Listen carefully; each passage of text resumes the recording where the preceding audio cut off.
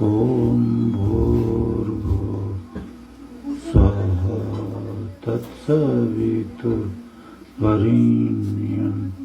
भर्गो देवस्य धीमहि धियो यो नः प्रचोदयात्। वैल्यू की बात होती है ना। आज ईश्वर को हम क्यों भूल गए हैं? आप लोगों को नहीं कहता मैं कभी, आपको तो याद है ईश्वर, क्योंकि आप ईश्वर का नाम भी जानते हैं, ईश्वर की विद्या जो वेद है उसको भी जानने लगे हैं। बस यही है कि ईश्वर को आप जान गए वेदों से, ईश्वर किसको कहते हैं। जैसे आपको मुंह जुबानी याद है ये मंत्र, परियगा शुक्रमकायम है, तो ये सारे ईश्वर के गुण हैं। आप जानते हो कि ईश्वर इसको कहते हैं जो इस मंत्र में है, शुक्रमकाय स्नाविरम शुद्धम अपाविम, है ना ये।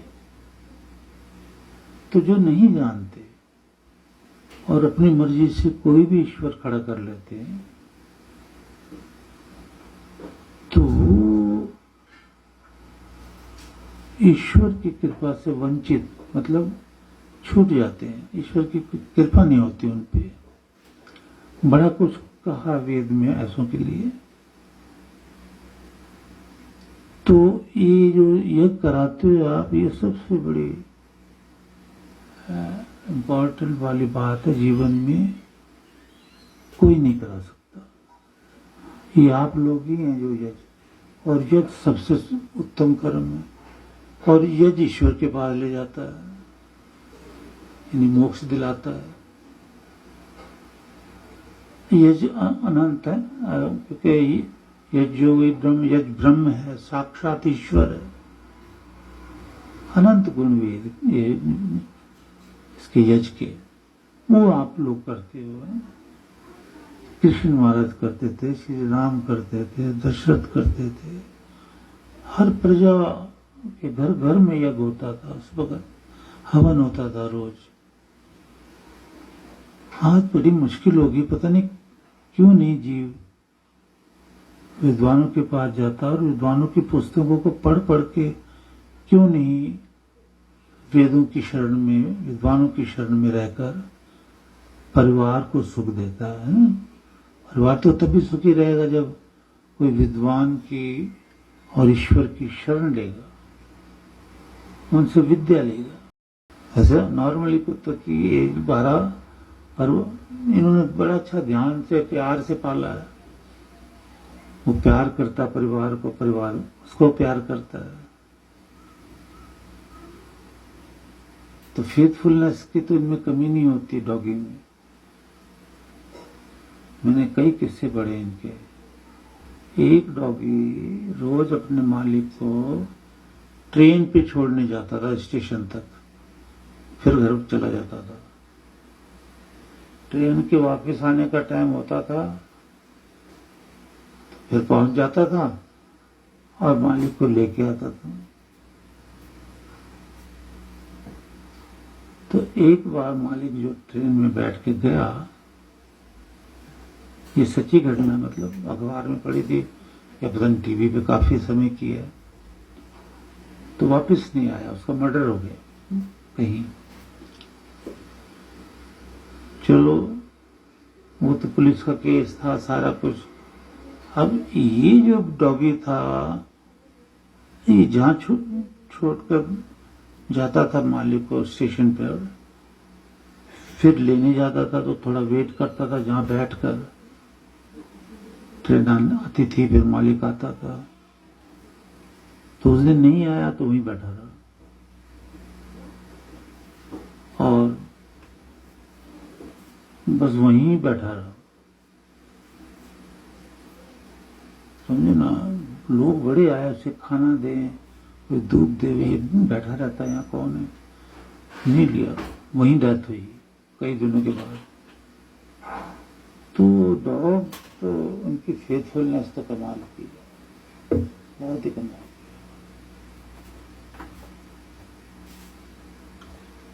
एक केस ऐसे भी पढ़े कि बच्चा सो रहा है, सांप आ गया है और डॉगी ने उस सांप को मार दिया, बच्चा बच गया। तो कई मतलब इनके केस बहुत पढ़े हैं मैंने, बहुत फेथफुल हैं ये इंसान से भी ज्यादा फेथफुल है, बताओ। तो स्वभाव ऐसा भगवान ने दिया इनको है। नमन सब करते हैं परमात्मा को, कोई हाथ जोड़ के, कोई मत्था टेक के, कोई कहीं, पर ईश्वर जो कह रहा वो कोई नहीं मानता। कि तेना उक्ति मुक्ति बोलते वेद मंत्र, हे प्रभु हम वेद मंत्र से तुझे नमन करते हैं। मतलब चाहे यज्ञ करो, चाहे अग्निहोत्र, तो वो जो हम पूजा का कार्य कर रहे हैं वो सबसे बड़ा नमन है ईश्वर को, उसी में ईश्वर आशीर्वाद देता है। तो आज का जो समय है वो ये महसूस करते हैं हम कि लोग ईश्वर को नहीं जानते कि ईश्वर की डेफिनेशन क्या है, ईश्वर किसको कहते हैं। आप लोग तो जानते हैं, वही मैं कह रहा हूं, मैं आप लोगों की बात नहीं कर रहा, पर आम दुनिया भूल गई ईश्वर को। ईश्वर तो वह है जिसका वर्णन वेदों में है, और आजकल हम उस ईश्वर की पूजा करते हैं जिसका वर्णन वेदों में है ही नहीं। वेदों को स्वतः प्रमाण कहा है कि ये अपने आप में प्रमाण है। वेद मंत्र, कोई भी वेद मंत्र वो प्रमाण है कि सत्य है, सत्य है। इसलिए आप अपने विचारों को बोलो, किताबों पे लिखो, जो मर्जी करो, पर ये ध्यान रखो कि वेद मंत्र से आपके विचार मिल रहे हैं 100%। लिखो जैसे मर्जी, विचार मिल रहे हैं तो वो सत्य है पुस्तक, वो विचार सत्य हैं, वो शब्द सत्य हैं। और अगर वेद मंत्रों से नहीं टैली हो रहे, महाझूठ है, महाझूठ। प्रत्यक्ष अनुमान आगम प्रमाणानि, ये ऋषि लिख रहे पादांजलि कि प्रत्यक्ष अनुमान और आगम ये प्रमाण, प्रमाण देना है।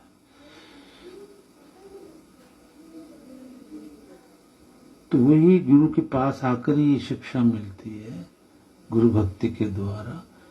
और ऋग्वेद जब शुरू हुआ था, उसकी पूर्णाहुति पड़ी चारों वेदों की, तो ऋग्वेद में जितने भी मंत्र की हमने व्याख्या की, पहले उसमें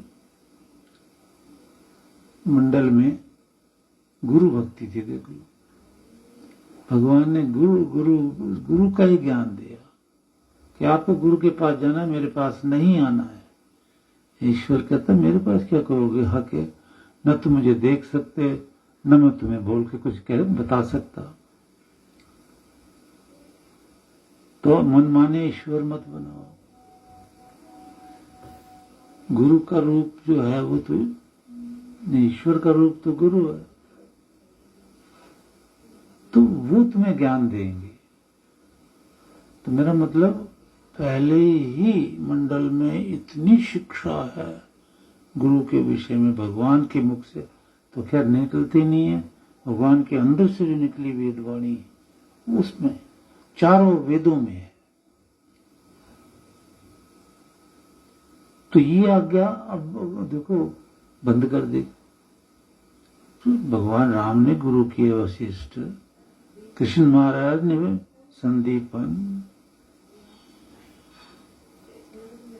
जनक ने गार्गी, ब्रह्मचारिणी और वेदों को ज्ञाता, समाधिस्थ वो उसकी आचार्य थी जनक राजा की। सीता ने किए शतानंद गुरु, किस किस की बताएं, मुझे तो याद नहीं। हाँ, पढ़ा हुआ हमारा ज्ञान है पुस्तकों का कि इन्होंने ऐसा, और वो सत्य ज्ञान है। वो योगी तो देख लेता है सत्य क्या है और झूठ क्या है। तो आज क्या हो गया कि लोग सुनते नहीं तपस्वियों से कि भाई जो श्री राम ने जैसे गुरु किए वैसे गुरु करो। वशिष्ठ चारों वेदों के ज्ञाता थे, तपस्वी थे, समाधिस्थ थे।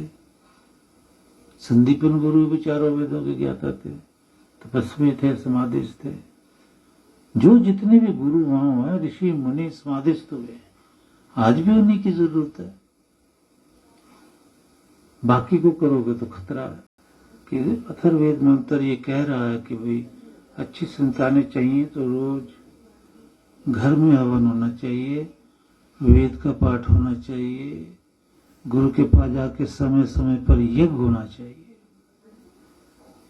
अगर अच्छी संतान चाहते हो तो। और अब जब ये बच्चे जन्म लेते हैं इस माहौल में, बड़े होते हैं, तो ये सारे ही अच्छे से अच्छे करैक्टर वाले होते हैं। बाकी जैसे आज जन्म हुआ बच्चे का शुभ, तो जीभ पर शहद से ओम लिखना चाहिए, अगर लिख पाओ। नहीं लिख पाओ तो फिर ओम कान में बोल देना चाहिए। दूसरा, दाएं कान में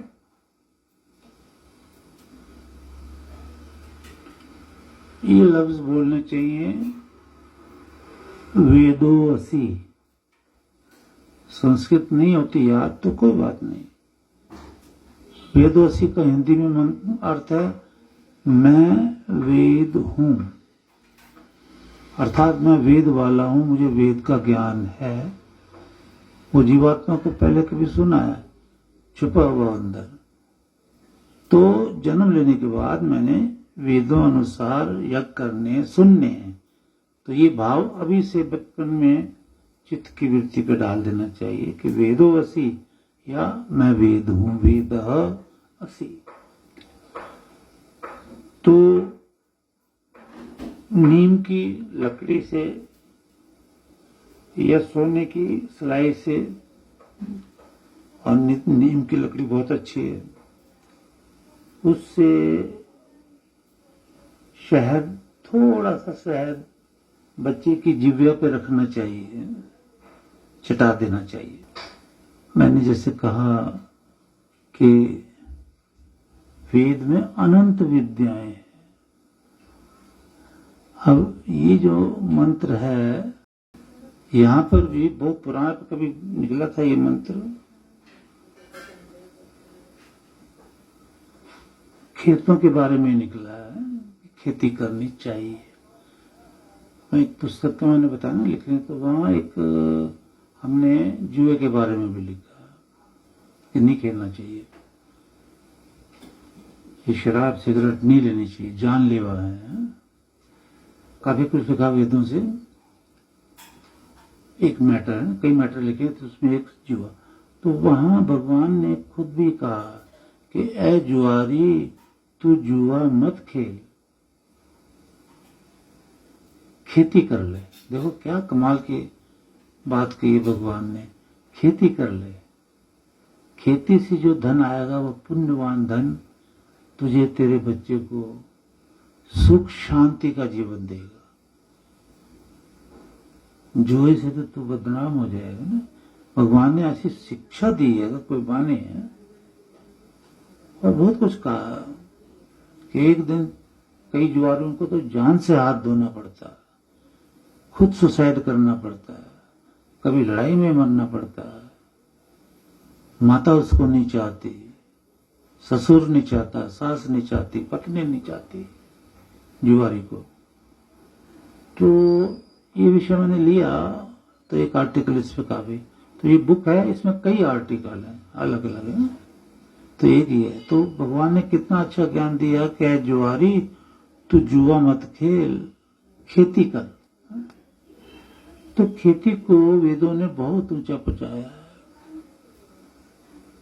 इतना ज्ञान दिया ना कि कैसे हल बैलों के रखा जाएगा यहाँ पर, कैसे हल से और जमीन खोदी जाएगी खेती के लिए, कैसे समतल जो आज किसान बेचारे कर रहे हैं, वो पहले वेदों, जो भी कोई कुछ कर रहा है पहले वेदों में है।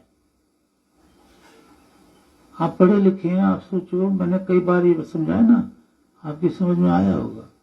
ज्ञान दिए बिना ज्ञान नहीं होता, बस ये फंडामेंटल लॉ ऑफ नेचर में ये आपको याद करना चाहिए।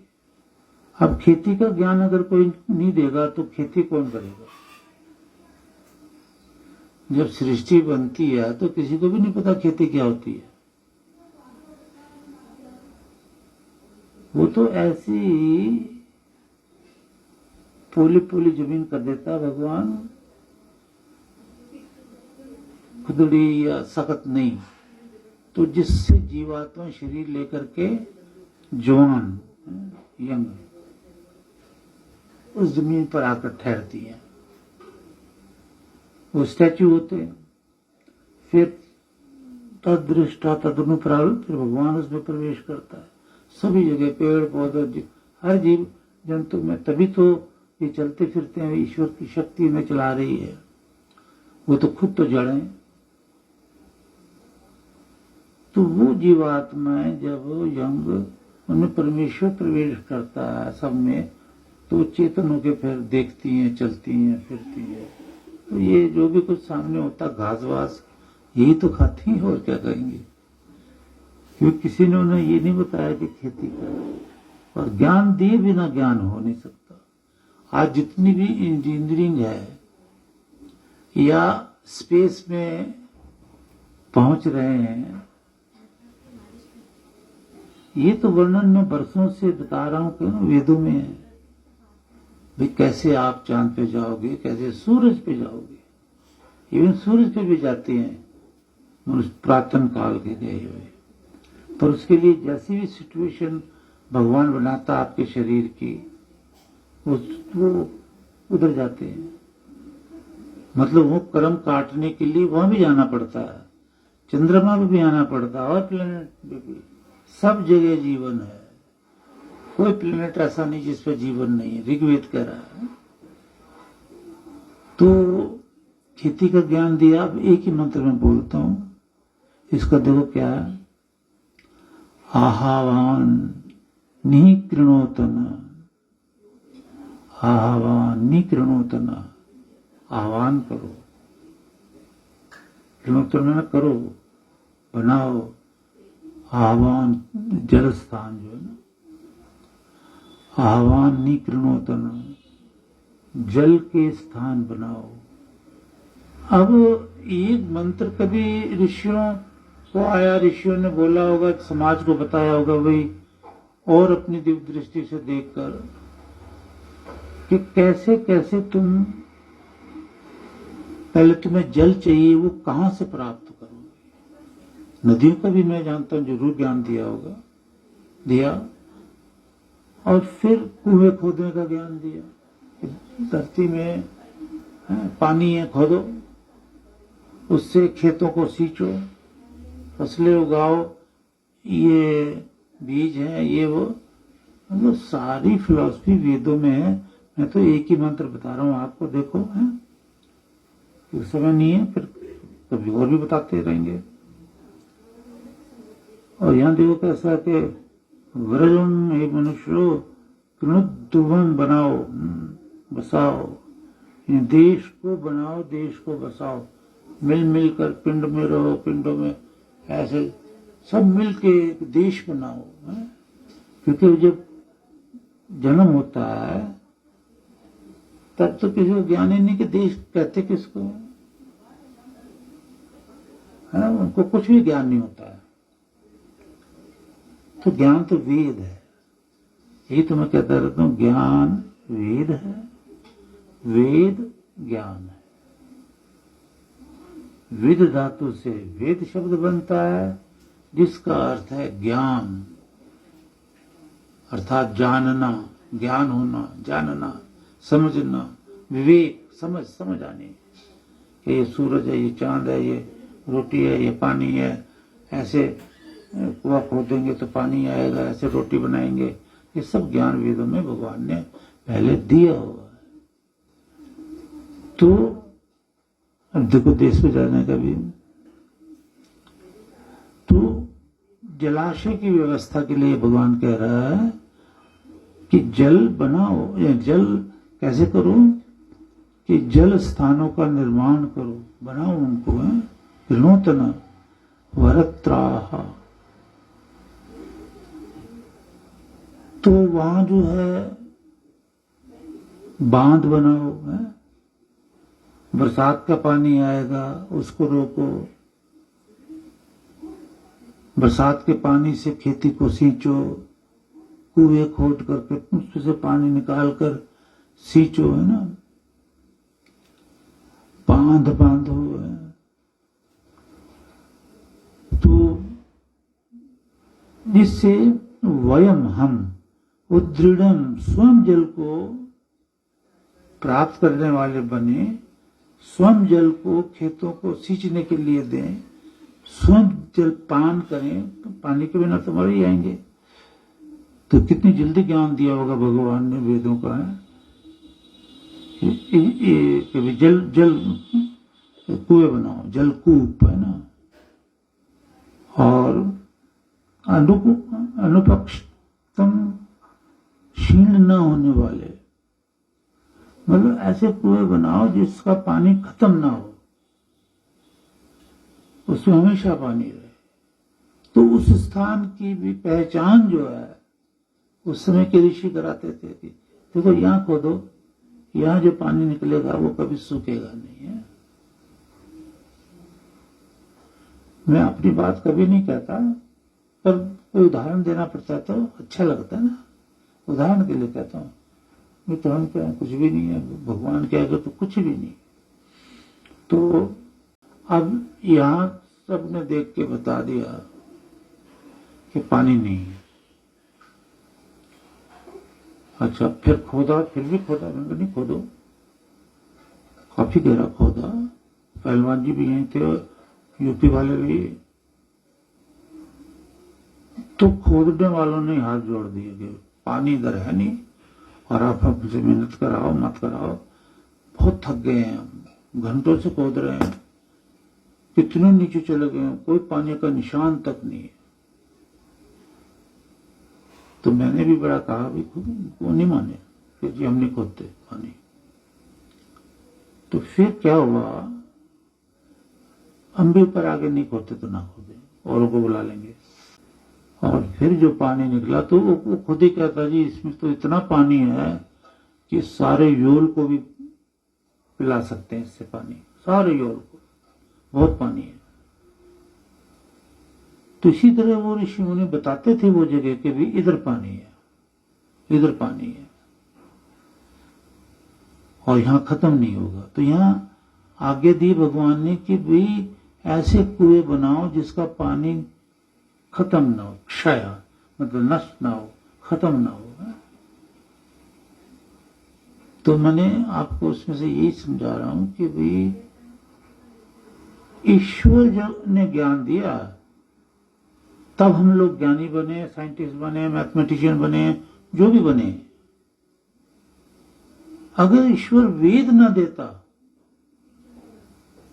तो हमें कपड़े तक पहनने की आदत नहीं होती। जैसे अभी भी जंगलों में ऐसी जातियां हैं जिन पर ज्ञान नहीं पहुंचा है तो वो बगैर कपड़े तो रहती हैं, और जो मांस मिला जो मारा बोल के मार के खा लेती हैं।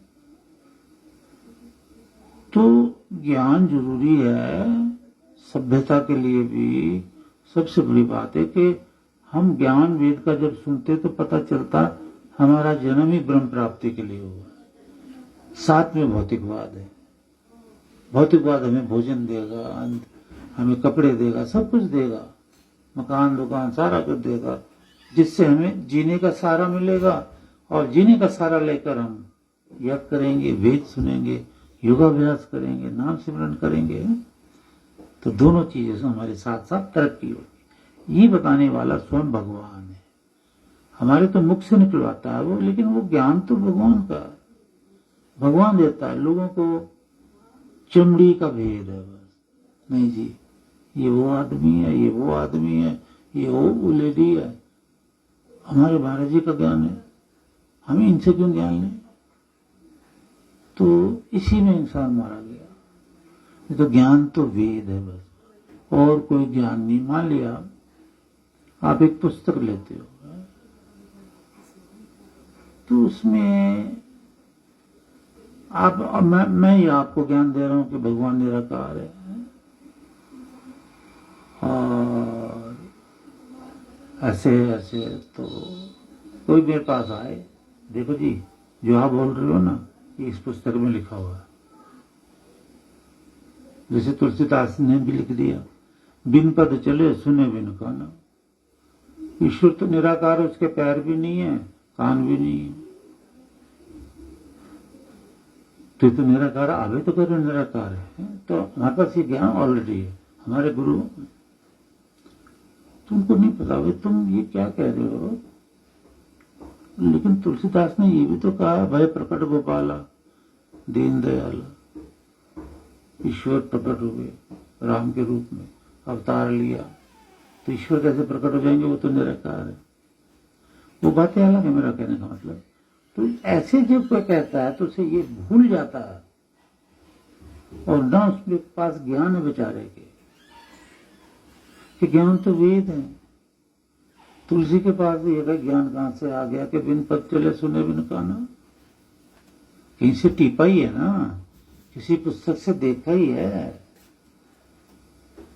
बगैर कुछ दिए कुछ प्राप्त थोड़ी होता है।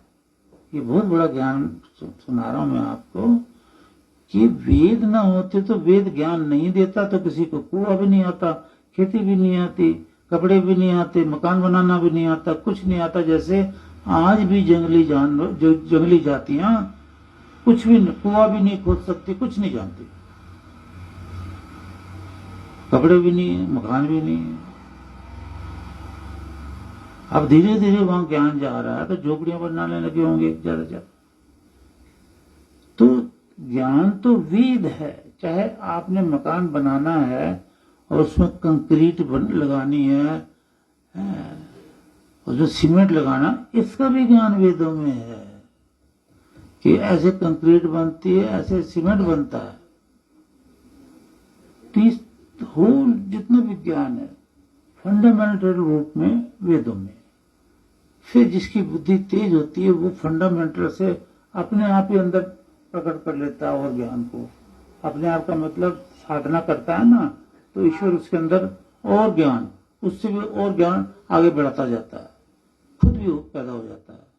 पर मेन चीज ये वेद है। वेद के बिना सब हम अंधे लगड़े लूले हैं, कुछ भी नहीं है। ये जितने भी मंत्र आप बोलते हैं ये वेद से, इसमें स्तुति, प्रार्थना, उपासना, 3 प्रकार के मंत्र हैं, और इससे पूरी भगवान की पूजा हो जाती है। जब स्तुति, प्रार्थना और उपासना के मंत्र बोले जाएं तो वहां ईश्वर की पूजा संपन्न है। जैसे मान लिया एक ही मंत्र से कर रहे हैं हम, तो पूरी पूजा नहीं है, वो अधूरी है। तो घर पे भी आप अग्निहोत्र करते हो, वहां भी पूरी पूजा है, और यज्ञ में तो है ही। ये धरती सुख देने के लिए बनाई है, याद रखो। ऋग्वेद का भाव है सुख, कांटा भी ना लगे। ईश्वर ने वहां मंत्र में कहा कांटा भी न लगे आपको। ये रहस्य, रहस्यमयी वाणी है, गंभीर वाणी है, अद्भुत वाणी है ईश्वर की। तो ये मंत्र मैंने बुक में भी डाला है, तो वहां एक घटना का भी वर्णन किया है जो हमारे साथ बीती है जंगलों में। चीता भी वहीं पानी पीता था झरने से, हम भी वहीं स्नान करते थे। चीता अपने पी के चल निकल जाता था, कभी कुछ नहीं कहा। सायकाल में गुरुजी कितना बचा हुआ जो भिक्षा का भोजन तब बांटते थे, तरह तरह के जंतु वहाँ आते थे और वो प्रसाद जो बढ़ जाता था सारा लेके खा के चले जाते थे। सरब भी वहीं रहते थे। काफी कुछ वर्णन किया हमने। तो वहां से हमने ये सिद्ध किया, और कांटों के रास्ते पे तो हम योल में भी चले, लंबे लंबे कांटे इधर से जब ये कुछ नहीं बना था आते थे तो नंगे पैर होते थे, और जंगलों में भी यही रहा, नंगे पैर, कांटे नहीं लगते थे। तो वहां से मैंने ये ज्ञान देने की कोशिश करी कि देखो कांटे भी नहीं लगे, इन सब पशुओं ने भी हमें कुछ नहीं कहा, सर्पों तक ने कुछ नहीं कहा। कई वर्णन किए हमने, झिलमिल गुफा गए वहां भी तो आनंद में। तो अगर जीव वेद मंत्रों पर चलता है, वेद की आज्ञा मानता है, गुरु की आज्ञा मानता है ना, तो उसको तो कांटा भी नहीं लगता। हाँ, ये है कि जो मन में है वही मुंह पे होना चाहिए बस। ये नहीं कि दिल में कुछ है, मुंह पे कुछ है। वाचा कर्मणा मनसा वाचा कर्मणा, मनसा मन से भी पवित्र रहो, वाचा मन वाणी भी पवित्र, कर्मणा मन कर्म भी शुद्ध होने चाहिए, पाप वाले कर्म से दूर हो जाओ। कांटा भी नहीं लगने देगा भगवान आपको, कांटा भी। तो हिंसक पशु तो बिल्कुल ही झुक जाते हैं। हाँ, बड़े 5-5 हाथी हमारी गुफा के ऊपर से पत्थर फेंकते थे आनंद में अपने, कभी किसी को कोई हर्ट नहीं हुआ। फेंकते थे रात को जब सोने का टाइम हो जाता था। हम अंदर अपनी तपस्या में रहते थे गुफा में, तो कभी अच्छा मच्छरों ने नहीं कभी काटा हमें। वहां जंगल में मच्छर ना काटे हैं, छिपकली, मच्छर, सांप, न जाने कैसे कैसे जंतु वहां होते थे, कुछ कहते ही नहीं थे। तो भाव ये कि ये भगवान ने वाणियों में बड़ा रहस्य डाला हुआ है कि मैंने ये पृथ्वी ऐसी बना के तुम्हें दी है, इसमें तुम्हें कांटा भी ना लगे, इतना भी दुख ना पहुंचे, तुम सुखी रहो इस पे। शर्त ये है कि वेद के ऊपर चलो बस, और अपने मन को साफ रखने की कोशिश करो, साधना करो। एक दिन ऐसा साफ हो जाएगा वो साफ ही रहेगा, फिर कोशिश करने की जरूरत नहीं पड़ेगी। तो ये बात यहां से पैदा हुई कि संस्कार नहीं कराते जीव हैं, इस संस्कार कराने से तो वो जो आशीर्वाद भगवान ने मंत्रों में दिए हैं वो आशीर्वाद काम करते हैं, सारी जिंदगी काम करते हैं, नेक्स्ट आयु में भी काम करेंगे। एक दिन भगवान से मिला के छोड़ते हैं ये मंत्र। भगवान ने ये विद्या दी इसलिए है, सुख देने के लिए। तो जो भी मंत्र सुनते हो अच्छा है, घर में जाकर आपके पास संहिता होगी या जो भी मंत्रों की किताब है, उसमें सोच विचार करो कि आज क्या शिक्षा मिली हमें वेदों से, गुरु के मुख से कौन सा वाक निकला है। आप गुरुद्वारे में देखें, रोज का एक वाक निकलता है कि भी गुरु ग्रंथ साहब से एक वाक निकालेंगे, जो सा भी निकली आए, तो सारे दिन की शिक्षा वही होती है। और एक दूसरे को सब समझाते हैं जो गुरुद्वारे नहीं भी पहुंच पाए कि भी आज का गुरु महाराज के मुख से जो वाक निकला है वो ये है, ये शिक्षा है आज। तो मैं भी कोई निकालते हैं वैसे, तो देखो ये ऐसे तो एक जो होता है अध्याय वेदों में, तो उस अध्याय से चलते हैं, पर क्योंकि रोज हवन नहीं हो रहे, यहाँ तो होते हैं, मतलब सत्संगत के लिए रोज नहीं हो रही ना, यहाँ तो काफी होते हैं। मेरे ख्याल 2 पर 5 4 5 6 कभी गीतांजलि करते थे तो 6 हो गए, और 2 नीचे भी ये करते ही है, 8 हो गए। 6 8 6 8 रोज यहाँ ईश्वर के पास ही यज्ञ होते हैं। कण कण में ईश्वर है प्रकट, और सबसे आनंद की किताबें लिखी जाती हैं। तो काफी मैं इस बार गहराई से भगवान के ध्यान में बैठ बैठ के पुस्तक लिख रहा हूँ। समय तो लग रहा है लेकिन पुस्तक अच्छी है। 3 आर्टिकल लिख चुका हूँ, चौथा अभी हाथ में है।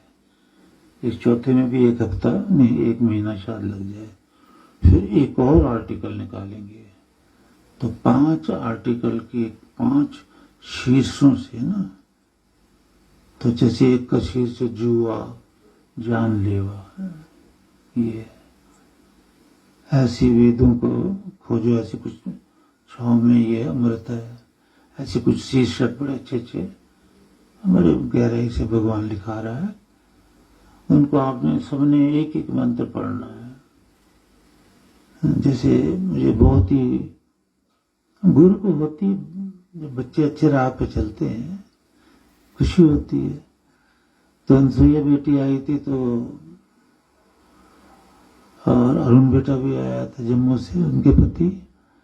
तो वो ये जो बात उसके मुख से निकली बड़ी मुझे अच्छी लगी कि महाराज जी वो जो आपने आज्ञा दी है ना कि वेदों से जड़ता सनातन सत्य, चाहे उसका एक ही पेज पढ़ो, रोज पढ़ो, 2 पढ़ लो, 3 पढ़ लो, उसको खत्म करो और मनन चिंतन कर करके अच्छी तरह से ना। मुझे बड़ा अच्छा लगा कि ऐसे आप भी होंगे, आज्ञामानी होगी, 1 पेज 1.5 पेज 2 पेज जितने पढ़े जाए मनन करके। तो जब पढ़ोगे तो फिर पता चलता भी है ज्ञान। तो खुद ही वो बिटिया बोली कि एक बार पढ़ के फिर दोबारा पढ़ती हूँ मैं फिर तो बहुत ही गहरा ज्ञान है, पर आसानी से समझ में आ रहा है, तो और बहुत ही आनंद का है। तो पढ़ के ही पता चलता है ना। तो इसलिए पढ़ते चलो, क्योंकि स्वाध्याय के लिए तो कहा है, स्वयं है ना अपने, अध्याय में ना अध्ययन, अपना अध्ययन करो कि मैं जीवात्मा हूं, तो ये और परमात्मा मेरे अंदर है। तो इनका अध्ययन जो है ना वेदों से होता है। वेदों में जीव का, ब्रह्म का, प्रकृति का सारा ज्ञान दिया है। तो ये भी पुस्तक जब तैयार हो जाएगी, इसका भी 1 एक पेज पढ़ना, क्योंकि इतना पढ़ने से ही आप दूसरों को ज्ञान देने वाले बनोगे और आपको बहुत विद्या प्राप्त होगी। ऐसा मेरा विश्वास ही है, क्योंकि काफी मेहनत कर रहा हूँ इस पुस्तक पे भी मैं। तो चलो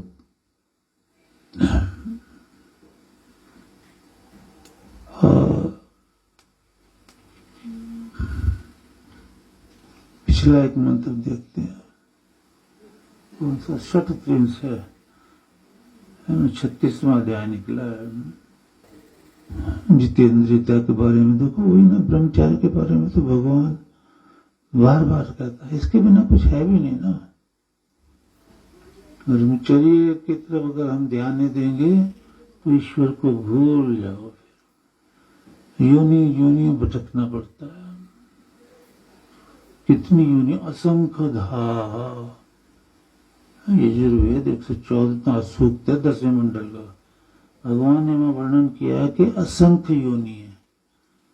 असंख्य शरीर मतलब कुत्ता, बिल्ली, गाय, भैंस, मनुष्य, और जीवात्मा तो एक जैसी है, सब हैं। जीवात्मा भी असंख्य, जितने शरीर हैं उतनी ही जीवात्मा है, कांस्टेंट है, मतलब न कम न ज्यादा, न कम न, पर उनकी गिनती करी नहीं जाती, इसलिए भगवान ने असंख्य लिख दी कि गिनती कोई कर भी नहीं पाएगा। इतनी जीवात्माएं हैं और इतने शरीर हैं, असंख्य शरीर, असंख्य जीवात्माएं।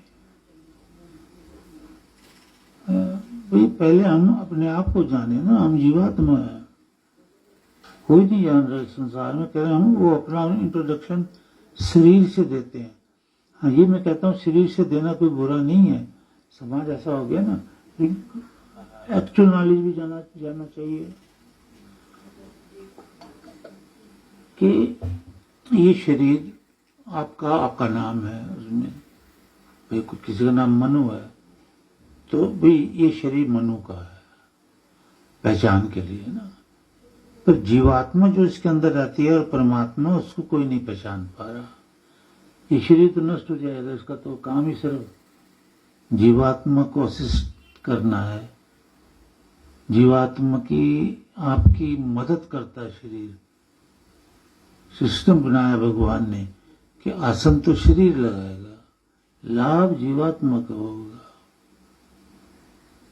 नाम तो शरीर जपेगा, लाभ जीवात्मा को होगा, पुण्य कर्म तो शरीर करेगा, लाभ जीवात्मा को होगा। शरीर तो जड़ है, उसको तो आज जग कर रहे हैं, देखो कभी बेटे का जन्मदिन है, आप कभी आना, अपने मन में कुछ न कुछ कामना भी रखो, ऐसा बोलता है भगवान यज्ञ में कामना अच्छी रखो है। तो ये सब शरीर के काम है, शरीर का जन्म हुआ है, आपका जन्म नहीं होता है, आप जीवात्मा हो। बार बार मैं बताता रहता हूं और बताता रहूंगा, आपके हृदय में ज्ञान पक्का हो जाना चाहिए कि मन बुद्धि चित्त अहंकार भी हम नहीं है, हाथ पैर भी नहीं है, कोई इंद्री भी नहीं है, हम इसके अंदर रहने वाली जीवात्मा है। उसके गुण जानो है कि भी जीवात्मा के क्या गुण है। ये भी जन्म नहीं लेती है, इसका भी मरण नहीं होता, बस चोला बदली करती है। जैसे गुरबाणी में भी कभी बताता था मैं आपको, मन मंदर तन भेष कलंदर, ये शरीर जैसे बाजीगर होता है कोई, इस शरीर पे कभी किसी ने कोई कपड़ा धारण कर लिया, जादूगर ने कभी कोई धारण करके आ गया, कभी कोई। तो इस जीवात्मा के ऊपर जो शरीर है, कभी मनुष्य का शरीर आ गया कर्म अनुसार, कभी बिल्ली का आ गया, कभी चीते का आ गया, कभी हाथी का आ गया। तो शरीर चेंज हो रहा है, जीवात्मा अनचेंजेबल है। वो कर्म अनुसार उसका, अब कर्म अच्छे रहेंगे तो मनुष्य का शरीर मिलके एक दिन मोक्ष हो जाएगा, ये आवागमन ही मिट जाएगा। तो हम शुभ कर्म कहां से सीखेंगे? वेद ही है जो कुछ है ना। तो अभी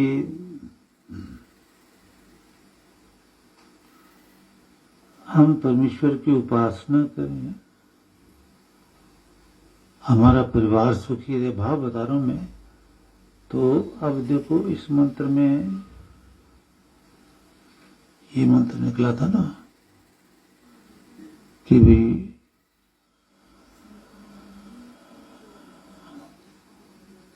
अपने लिए और दूसरों के लिए भी है ना, सदा सुख सोचो।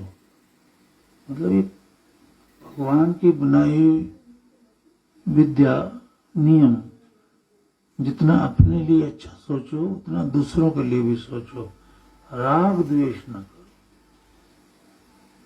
मान लिया किसी का बच्चा ज्यादा नंबर ले आया, उसकी प्रशंसा करो। अपना बच्चा भी ले आएगा ज्यादा नंबर कभी जरूर। अगर आप राग द्वेष करोगे तो अपने बच्चे का भी फ्यूचर खराब हो जाएगा। एक उदाहरण दिया मैंने, मान लिया किसी ने अपनी बिल्डिंग ही बना ली अच्छी, प्रशंसा करोगे, उसकी मेहनत है, उसकी कमाई है, उसकी इच्छा है, भगवान और दे इसको, तो भगवान आपको भी देगा। मान ली ये लॉ है, फंडामेंटल लॉ जो मैं इसमें से बता रहा हूं। आप किसी से चिढ़ते हो, इसका ये क्यों हो गया, इसके बाद वो कार क्यों आ गई, उसके बाद वो, तो फिर आपका जो है ना भाग्य खराब हो जाएगा। ये भगवान के बनाए नियम है। तो इसमें ये समझा रहा भगवान, तो हम ध्यान रखें भाई हमने थोड़ी पैसा लगाया, जो तरक्की कर रहा है उसकी अपनी मेहनत की कमाई है, तो हम उस तरक्की को देख के क्यों खामे जले, कि भगवान मना कर रहा है कि नहीं करना ऐसा है। तो सबके लिए एक सा बर्ताव रखें और मनुष्य जो है वायु आदि पदार्थ हैं, जैसे वायु का मतलब ये कि परमेश्वर ने वायु बनाई है सबके लिए, कोई किसी धर्म का हो चाहे कोई किसी धर्म का हो, अन्न बनाया है सबके लिए। हम उसके लिए लड़े ना, कहीं तो मजबूरी नहीं लड़ सकते हम। क्यों? वायु को रोक के बताओ कौन रोकेगा? कि हमें तो इस घर वाले को वायु नहीं मिलनी चाहिए, ये कैसे हो सकता है?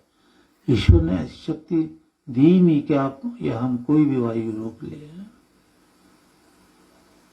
पर जो रोकने वाली चीज है वो इंसान रोक लेता है, लड़ाइयां करता है, मर्डर करता है कई केस में। तो ये पाप हम छोड़ दें, ये ईश्वर की शिक्षाएं हैं।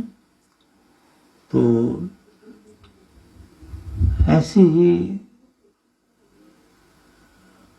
इसमें भी भगवान ने बड़ा अच्छा ज्ञान दिया है कि हम शम भवताम, शम तो आप जानते हैं शांति, और जीव तरसता है आज संसार सुख के लिए और शांति के लिए। और जो आप हवन यज्ञ करते हैं तो काफी आप में चेंज आई। अभी अर्थ सहित नहीं कर पाते, अगर अर्थ सहित करने लगोगे तो और चेंज आ जाएगी, यानी आपके घर में सुख शांति धन बरसेगा। जैसे विश्वानी देव, तो इसका अर्थ भी थोड़ा याद हो जाना कि हम ये कह रहे हैं भगवान को कि सारी बुराइयां हमसे निकल जाएं। फिर ये याद रखो कि हमारे आचार्य ने ये कहा है वेदों से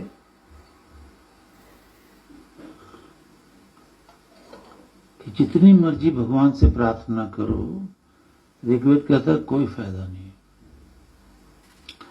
पर जैसी प्रार्थना करो उसके अनुसार वैसा ही अगर पुरुषार्थ करोगे तो गॉड हेल्प्स, फिर भगवान और गुरु मदद करते, 100% मदद करते।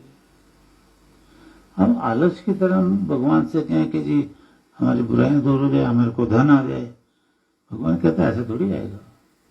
तुम पुरुषार्थ करो, मैं तुम्हें धन से भर दूंगा, और यज्ञ करो, सबसे बड़ा पुरुषार्थ है। तो वो हर चीज भगवान जो घर में भर देता, थोड़ा अर्थ सहित थोड़ा पुरुषार्थ करो। भाई विश्वानी देव आपने बोला है कि सारी बुराइयां दूर हो जाएं, तो ये जो जो बुराइयां आपको लग रही हैं और सुन रहे हैं आप, काम करो मतलब अगर आदि, इन बुराइयों को छोड़ने में परिश्रम करो। ये बुराई आपके सामने आएंगी, आप उनको नेगलेक्ट करो, ये आपका पुरुषार्थ है। एकदम भगवान की कृपा बरसेगी, गुरु की कृपा बरसेगी कि वो पुरुषार्थ किया है। इसी का ट्रांसलेशन है, और कहां से आएगा ट्रांसलेशन? वेदों का ही है कि भाई विश्वानी देव का, और कहीं का भी, और ये पुरुषार्थ का कि भाई God help those who help themselves. ये अंग्रेज थोड़ी अपनी तरफ से लाए हैं, कहीं से कोई थोड़ी लाया, हर चीज वेदों से निकली है, हर चीज वेदों से, उसको अपनाओ। है तो कैसे देखो, अगर थोड़ा सा संस्कृत भी ले हमें, अवो भी संयोग सुविताय है। अवो भी, अव का मतलब तो है रक्षा, रक्षा के लिए है, रक्षा आदि से। संयोग शम सुख शांति है, रक्षा भी हो, शांति भी हो, सुख भी हो। न आहानि, आहा न दिन, आहा नक्तम है ना, दिन रात्रि, नक्तम न रात्रि, तो यहाँ भी वही आहा है कि न आहा आहानि शम, ये दिन हमारे लिए शुभ हो, आनंददायक हो।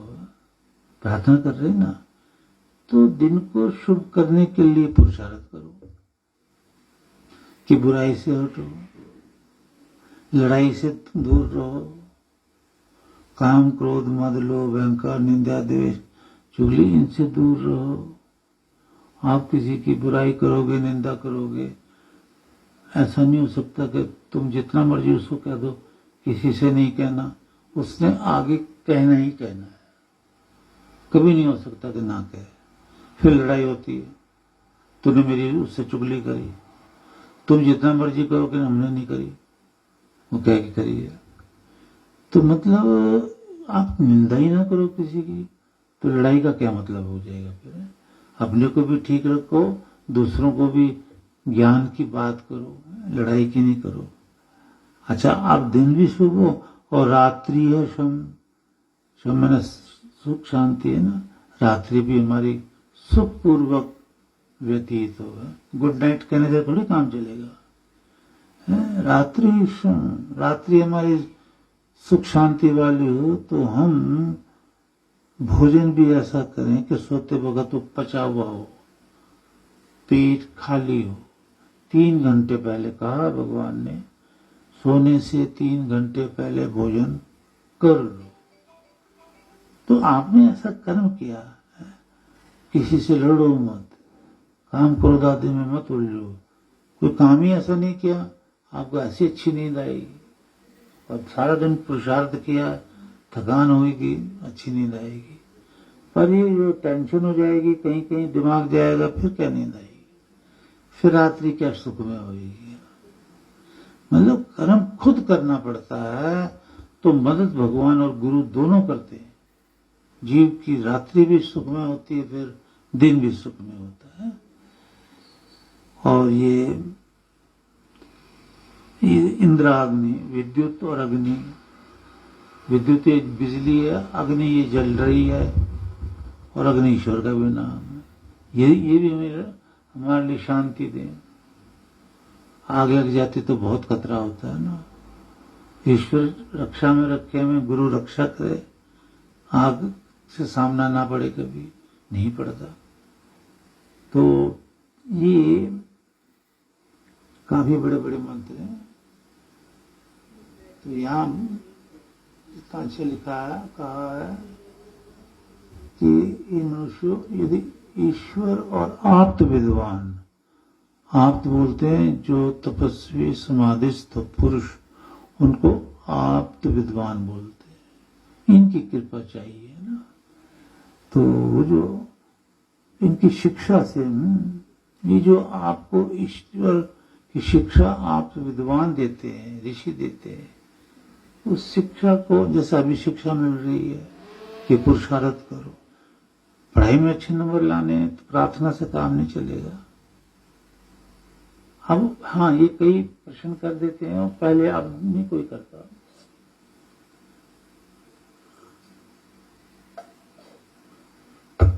कि अगर हम पुरुषार्थ कर रहे हैं तो हमारे नंबर तो अच्छे आएंगे, हमें आशीर्वाद की क्या जरूरत है। इसमें भेद है। एक तो कुछ पिछले जन्म के कर्म अच्छे होते हैं तो पुरुषार्थ होता है, अदरवाइज नहीं होता। वो पुरुषार्थ ही तब शुरू होता है जब गुरु का आशीर्वाद मिलता है, तब पुरुषार्थ होता है। एक बात, इसलिए ये कहना बेकार है कि हमें क्या जरूरत है। फिर तुम पुरुषार्थ ही गुरु कृपा से करोगे, नहीं तो कहीं आलस से आ जाएगा, कहीं कुछ और हो जाएगा कुछ। तो मैंने अपने जीवन में ये महसूस किया है कि जितने भी हमारे बच्चे छोटे बड़े होते थे, दिल्ली में इधर उधर बड़े के बच्चे जो हैं,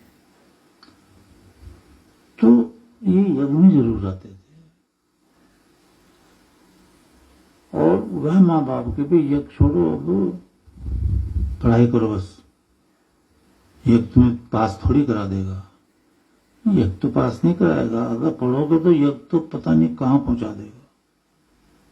यज्ञ ईश्वर है। हाँ, जब एग्जाम पास आ जाए फिर छुट्टी कर लो, कोई बात नहीं, क्योंकि स्टूडेंट हो, आपको भौतिकवाद भी चाहिए, तब यज्ञ से थोड़ा विश्राम ले सकते हो। नहीं तो यज्ञ तो आखिरी दम तक नहीं छोड़ा जाता। आप जितने भी आए बैठे, मैं कितना प्रसन्न होता हूं कि देखो भगवान ने कैसी प्रेरणा भगवान देता अंदर से, यज्ञ में चलो। तो कैसे आप प्रेरणा उसको सुन भी लेते हो और आ भी जाते हो, फिर पुरुषार्थ करते हो, वो प्रेरणा देता है, फिर यह गुरु ज्ञान देता है। तो दूसरा ये कि पढ़ते पढ़ते बीच में कई ऑब्स्टेकल आती हैं, समझ में नहीं आता, कुछ पढ़ाई नहीं होती। इसका भी मैंने जिंदगी में देखा है। योगी के पास वह ज्ञान होता है जो प्रैक्टिकल होता है ना। पढ़ा लिखा ज्ञान छोड़ देते हैं। वो कभी पढ़ते थे, कई जन्मों पढ़ाई करी, पर जब समाधिस्थ होते हैं तो वो सब छूट जाता है। तो पढ़ते पढ़ते कई ऑब्स्टेकल आ जाते हैं, रुकावटें आ जाती हैं, कभी कुछ, कभी आशीर्वाद जो लेता है उसकी रुकावटें नहीं होती, उसको अच्छा मौका मिलता है पढ़ने का। तो फिर ये कहना बेकार है कि आशीर्वाद की क्या जरूरत है।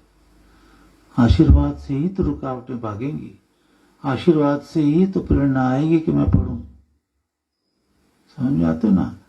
तो देखो अभी तो ये सब जीवित है। ये गीतांजलि देखो, ये 3 सहेलियां हर वक्त जब मैं जम्मू जाता था तो भाग कर आती थी, हमें तो पता भी नहीं चलता था।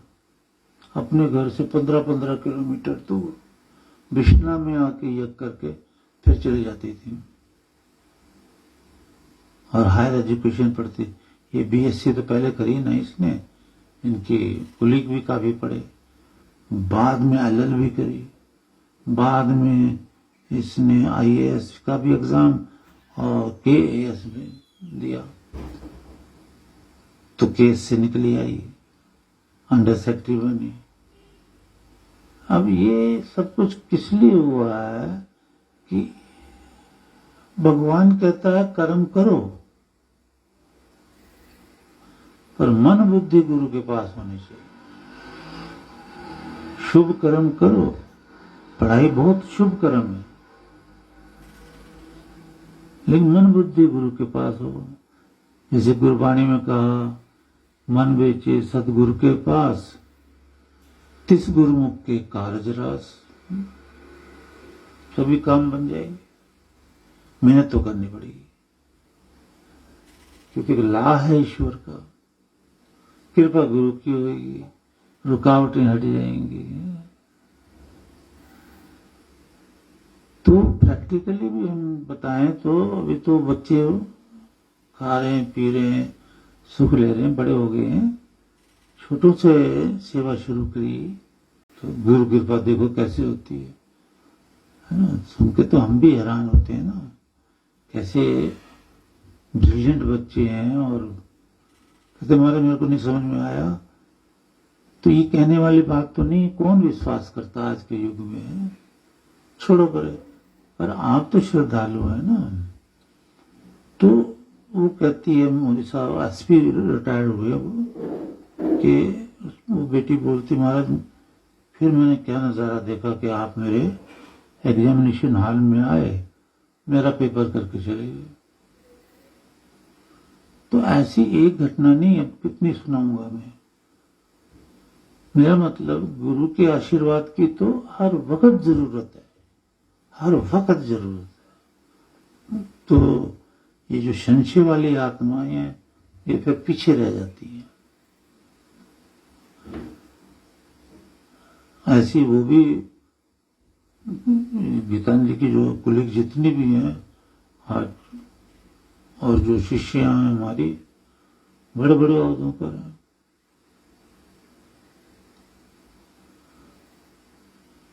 तो गुरु के बगैर कुछ भी नहीं है, जीवन बेकार हो जाता है, ऐसा चारों वेद बोलते हैं।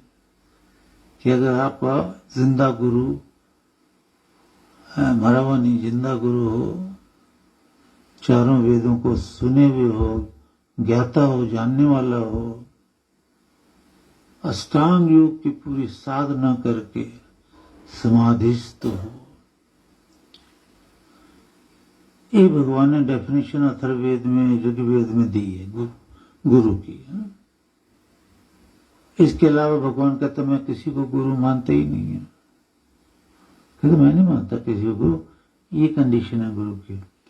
यह प्रत्यक्षम ब्रह्म विद्या है ना, वेद कहता है जो प्रत्यक्ष में ब्रह्म को अनुभव कर लिया, समाधिस्थ हो गया, तम ऋषि, उसको मैं ऋषि की डिग्री देता हूं।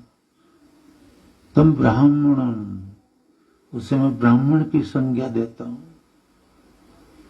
तम सुमेधाम, उसकी बुद्धि को मैं उत्तम कर देता हूं। जिसने अष्टांग योग की साधना, वेद की साधना, ब्रह्मचर्य, इंद्रिय संयम द्वारा कठोर साधना करते हुए ब्रह्म को पा लिया, तम ऋषिम तम सुमेधाम तम ब्राह्मणम, उनको मैं ये डिग्री देता हूं, अन्य को नहीं देता। जिसने वेद ही कोई नहीं देखा, अष्टांग योग के बारे में कुछ जानता तक नहीं है, तो उसको मैं कैसे कह दूंगा कि ये गुरु है? वो तो भटकाएगा, वो तो कथा कहानियां झूठी सुना करके जीवन को बर्बाद कर देगा, आने वाली पीढ़ियां खराब हो जाएंगी। तो ये वेद का ज्ञान है ना बेटा, ये वेद का ज्ञान है।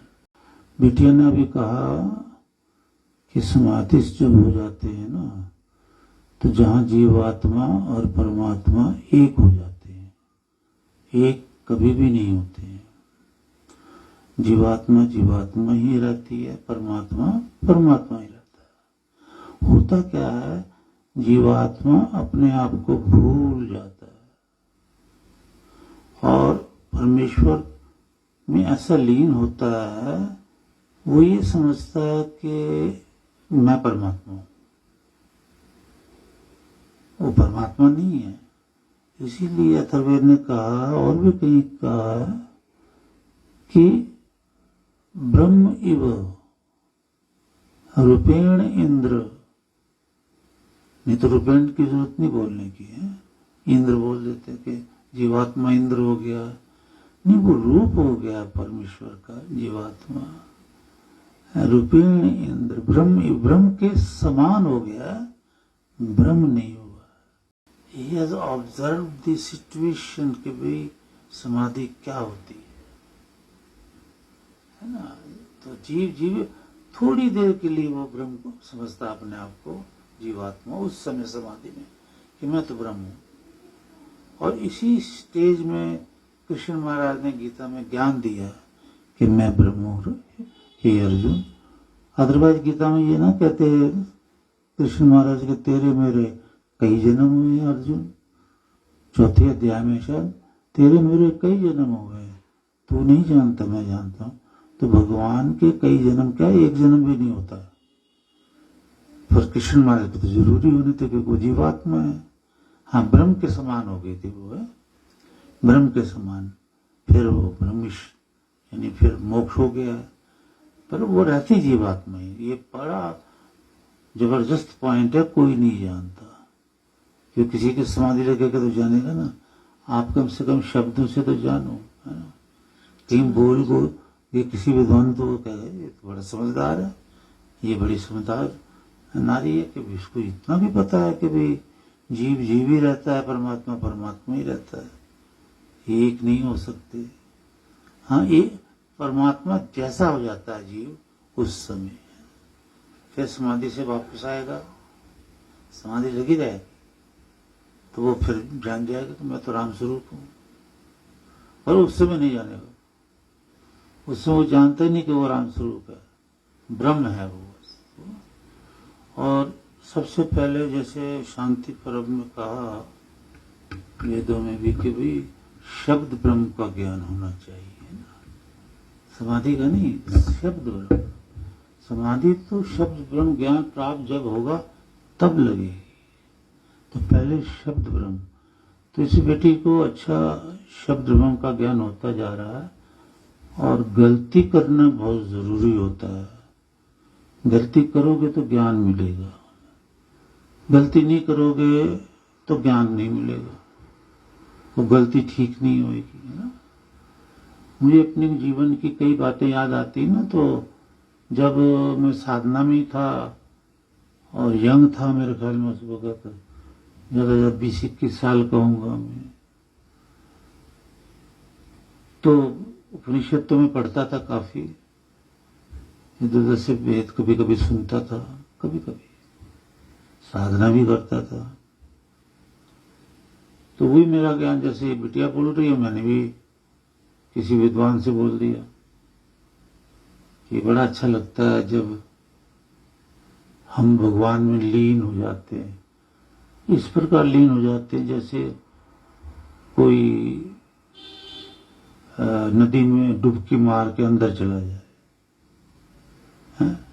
मैंने कहा जैसे डुबकी मार के, तो उन्होंने बड़ा अच्छी तरीके से मुझे ज्ञान दिया, डुबकी मार के अंदर चला जाए, ये बाहर भी निकले। फिर मेरे को ध्यान आया, हाँ, मैंने कहा बाहर तो जरूर निकलना है ना, गलती सुधार लो, ये डुबकी मार के अंदर नहीं रह जाते, यानी समाधिस्थ होके फिर वही समाधिस्थ जीवात्मा समाधि से बाहर आती है, फिर पहचानती है सबको, क्यों उस वक्त नहीं पहचानती, न किसी को जानती, न अपने को जानती कि मैं जीवात्मा हूं, साधना कर रही हूं ना, बड़ा विकट ज्ञान।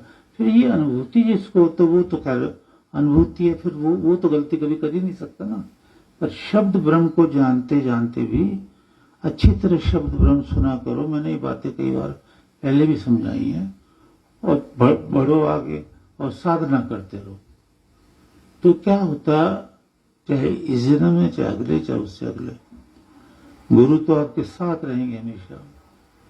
उन्होंने आपको ब्रह्म तक पहुंचा देना है, ये गुरु कृपा होती है। जैसे मेरे गुरु महाराज ने कहा था, हार्डली मैटर ऑफ 40 days, कि पंडित ये समाधि क्या है, ये तो 40 दिन का मतलब है। तो हमने मन में सोचा था, महाराज जी ऐसे बोल रहे हैं, हमें क्या पता समाधि क्या होती है, इस समाधि में सब कुछ पता चलता है। तो समाधि से पहले तो रटा रटाया ज्ञान होता है, और जरूरी है, शब्द ब्रह्म जरूरी है। अगर वेद नहीं सुनोगे तो समाधि भी नहीं लगेगी। वेद तो बहुत जरूरी है सुनना, समझना, उसके साथ में समझना, है ना। पर गृहस्थ के कार्य भी न छोड़े, बच्चों की देखभाल, पति की देखभाल, ये तो बिजनेस बनाए बैठे साधु संत। पत्नी को कह देते हैं घर बार छोड़ के आ जाओ, इससे बड़ा पाप और क्या होता है। पति को बोल देंगे बच्चे छोड़ आ जाओ मेरे पास। हमें भी तो बोला है ना, हमने तो कभी नहीं माना ऐसी बात, फिर वो गुरु छोड़ दिया हमने। जब मैं अमृतसर में था तो शांतानंद जी ने मुझे बोला कि तुम्हारी पत्नी को तो हम जो खर्चा होगा, खर्चा वो भेजते रहेंगे, आप उनको छोड़ दो, आप यहाँ आ जाओ, ये गद्दी आप संभाल लेना। मैं कहा नहीं, हमें गद्दी नहीं चाहिए, हमें ब्रह्म चाहिए। तो हम तो बहुत इनसे निकले हैं, बहुतों ने गद्दी ऑफर करी है। आप ये समझो कि अनंतपुर वासी जो है राधा स्वामी जैसे ही वहां गुरु है, और इतने अमीर हैं जैसे राधा। ही इज इक्वल, भगवान के बराबर है वो योगी, और ही इज इक्वल के बराबर है वो योगी। पर जो तुम कह रहे हो गुरु, वो थोड़ी, वो तो कुछ भी नहीं, वो तो आदमी भी नहीं है, वो तो झूठ बोलते हैं। तो बड़े बड़े मैंने तमाशे देखे हैं इनके। वो याद आई थी, कोई बात भूल रहा हूं तो, हाँ, ये आनंदपुर वासी की गद्दी, खरबों खरबों खरबों खरबों रुपया इनके पास, खरबों खरबों। तो उस वक्त मेरी उम्र ज्यादा से ज्यादा 20 साल होगी। तो मैं दिल्ली में जा रहा था कहीं पैदल ही, तो मुझे भजनों की आवाज सुनाई पड़ी, गुरु के, वो गाते गुरु के ही, बस भगवान के नहीं। तो मैं सुन के सीढ़ी चढ़ के ऊपर चला गया, तो वहां बैठी थी थोड़ी संगत और भजन गा रही थी, मैं भी बैठ गया। तो जब भजन खत्म हुए तो वहां बहुत वृद्ध एक संत बैठे थे, उन्होंने मुझे बुलाया और मेरे को अपने कमरे में ले गए। कमरे में लेकर तुलसी कृत रामायण मुझे दी। उस वक्त मुझे भेद पता नहीं था कि तुलसी कृत रामायण क्या है, वाल्मीकि रामायण क्या है, सत्य क्या है, झूठ क्या है। 20 साल का था मैं करीब। तो ये समाधि तो अब लगी है, वेद तो मैंने समाधि के टाइम से ही देखे, इससे पहले तो पिछले जन्मों में देखे है ना। तो वो ले गए, कहते मुझे आपके चेहरे से कुछ भाव पैदा हो रहे हैं, आप पता नहीं कौन सा चुपाइयां बताई कि इसका अर्थ कर सकते हो। कर दिया ईश्वर की कृपा से। वो हैरान हो गया। तो उन्होंने कहा आपकी जगह यहां नहीं है दिल्ली विल्ली की, आप गुना में चलो। अरे जहां गायक थे ना वो अकबर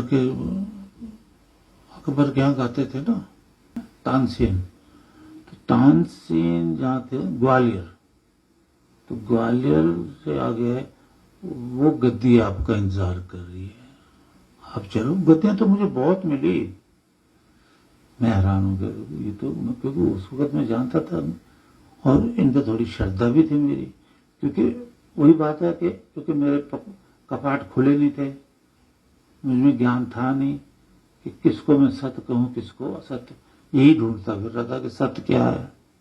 कहीं मन लगता नहीं था, किस वही नजर आ जाता कुछ ना कुछ गड़बड़ है, तो चल पड़ता था मैं वहां से। पर निंदा तो उस वक्त नहीं करता था मैं। निंदा करने का हक हर एक को नहीं होता है, योगी ही कर सकता है, क्योंकि उसको पता है सत्य क्या है और असत्य क्या है। तो मान लिया मैं उस वक्त चला जाता,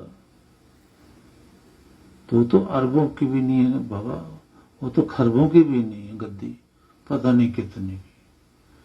विदेशों में, यहाँ यूल में भी है, हर डिस्ट्रिक्ट में, हर गांव में, हर जगह राधा स्वामी की तरह उनकी वो है। मैंने मना कर दी, मैं कहना मुझे गद्दी वद्दी नहीं चाहिए, मैं ब्रह्म को ढूंढ रहा हूं। तो यहां मैंने देखा कि इसी की बात मैंने बताने वालों ने बताई भी है, जिनके साथ हुआ वो भी बताई उन्होंने। अपनी बेटी को लेकर, पत्नी को लेकर दर्शन करने गए। तो महाराज वहां ऐसा होता है, वो उनके गाड़ी बने हुए का तो मेरा दोष नजर ही नहीं आता था। तो वो कहते हैं कि अच्छा ये कौन है, और वो लड़की तो मुझे भी पता है बेटी, वो बहुत खूबसूरत बेटी थी और थी भी कोई 16-17 साल की, ज्यादा नहीं थी। तो वो ऐसा होता है कि भाई महाराज जी की जिससे नजर पड़ जाए ना, भला जाल बनाया हुआ है ना, समझाया हुआ संगत को कि जिस पे भी नजर पड़ जाएगी वो वहीं छोड़ जाओ उसको। धन पे पड़ जाए, लड़की पे पड़ जाए, लड़के पे पड़ जाए। कहते महाराज हमें लड़की पे महाराज की बड़ी कृपा है, उनकी नजर पड़ गई और उन्होंने बोला इस लड़की को यहीं छोड़ जाओ, तो हम वहीं छोड़ आए। बताओ। तो ऐसी पता नहीं कितनी लड़कियां क्या और क्या क्या घोटाला है जिन्हें क्या। तो फिर वो क्या करते हैं कि एक जितने भी वहाँ संन्यास लेके जाते हैं ना, संन्यास वहीं लेते हैं, तो वो सन्यासी दरबार के कहीं कहीं जाते हैं, कुटिया बनाते हैं, रहते। तो वो जो वहीं रहते हैं उनको एक एक लड़की दे दी जाती है कि तुम सुबह 4 बजे उठकर गुरु की सेवा करोगी, उनका कमरा धोगी, साफ करोगी, ऐसे गुलाम मतलब, और पता नहीं क्या। तो वहां ऐसा होता, बजी गुरु जी की नजर पड़ गई है, उन्होंने कह दिया इसको छोड़ जाओ, बस छोड़ जाओ। ऐसे कैसे, कहाँ लिखा है वेद में ऐसा है? किस शास्त्र में ऐसा लिखा है? तो ये नहीं है। हम वेद को देखें, वेद क्या कह रहे हैं, क्योंकि वेद सत्य वाणी है, ईश्वर से निकली हुई। वो ऐसा प्रपंच कहीं मिल ही नहीं सकता वेद में, वो ईश्वरीय वाणी है। बोलो सच्चिदानंद घन भगवान की जय।